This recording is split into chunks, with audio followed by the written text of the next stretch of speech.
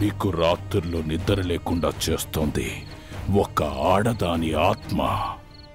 దాని తొడ ఎముకే ఇది. ఈ ఎముకలో దాని ఆత్మను బంధించవచ్చు. దీంతో ఆ దయ్యం కొల వదిలిపోతా స్వామి? ఆడదాని ఆత్మను బంధించవచ్చు, కానీ పొరపాటున మగాడి ఆత్మ బయటికి వచ్చిందో అదే మీకు చివరి రోజు అవుతుంది.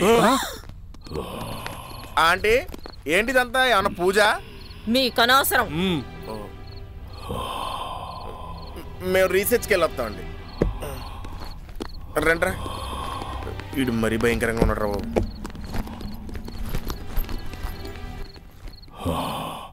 ఎవరు వాళ్ళు? ఏదో పని మీద వచ్చారంట, 4 రోజులు ఉంటారంట స్వామి. అవును స్వామి. ఇప్పుడు ఈ సమస్యకు పరిష్కారం ఆ 5గురే. ఒంపుల వైఖరి సొంపుల వాకిలి ఇంపుగ చూపవే వయ్యారి.